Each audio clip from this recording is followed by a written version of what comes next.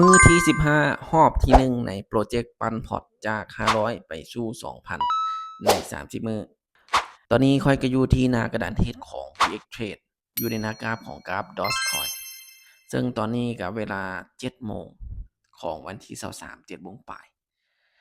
เดี๋ยวข้อยจะมาใส่กราฟ Dogecoin ในการปั่นในมื้อที่15รอบที่1เดี๋ยวมาเบิ่งกันออร์เดอร์นี้เลยตอนนี้กำลังลงเนาะอันนี้จัดไปที่ออร์เดอร์เซลล์ออร์เดอร์แรก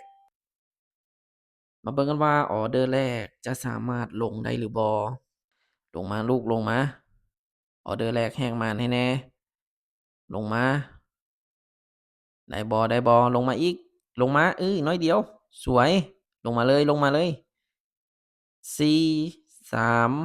2 1สวยงาม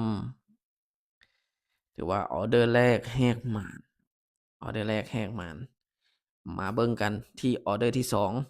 2เมื่อวินแล้วจะเดิน10เหรียญคือเก่ามาเบิ่งกันว่าออเดอร์ที่2ข้อยจะวินได้อีกหรือบ่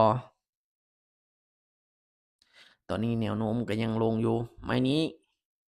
เตรียมจัดไปที่ออเดอร์เซลล์อีกรอบหนึ่ง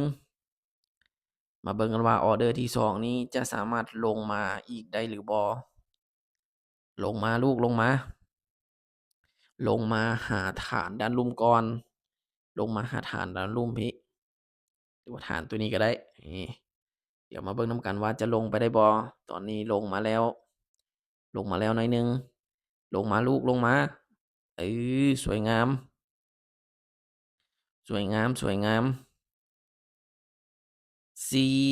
3 2 1สวยโอเคถือว่าวินไปตอนนี้ข้อยวินมาแล้ว2ออร์เดอร์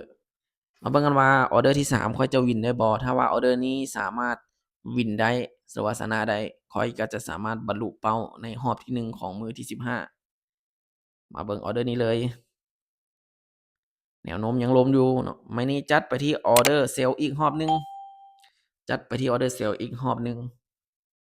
มาเบิ่งกันว่าออร์เดอร์นี้จะสามารถลงได้หรือบ่ถ้าว่าออร์เดอร์นี้ลงมาปิดเป็นออร์เดอร์เซลล์ก็ถือว่าข้อยจะบรรลุเป้าเลยโอ้ลงมาก่อนได้บ่ลูกขอออร์เดอร์เดียวโอ้อย่าฟ้าวขึ้นลงมาก่อนลูกลงมาก่อนลงมาน้อยเดียวลงมาลงมาลงมาอีกอย่ากลับเด้อลูกอย่าลงมาก่อนสวย5 4 3 2 1สวยงามถือว่าจัดไป3ออร์เดอร์เน้นๆเลยคือว่ารอบเช้ามื้อนี้มื้อที่15รอบที่1ถือว่าวินไป3ออร์เดอร์มื้อที่15รอบที่1ก็ถือว่าค่อยบวกมา3ออร์เดอร์ติดวินเรต100%เลย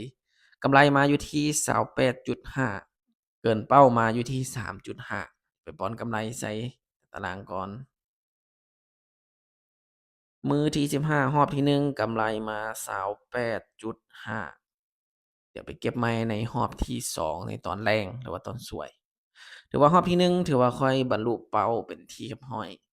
สุดท้ายทุกๆการลงทุนมีความเสี่ยงผู้ใดที่ยอมรับความเสี่ยงบ่ได้ข้อยบ่แนะนำให้เข้ามาในวงการนี้เพราะว่าความเสี่ยงมันสูงผู้ใดที่ยอมรับความเสี่ยงได้อยากเข้ามาศึกษาเรียนรู้สามารถเข้ามาปรึกษาแลกเปลี่ยนความรู้กันได้สำหรับคลิปนี้บ๊ายบาย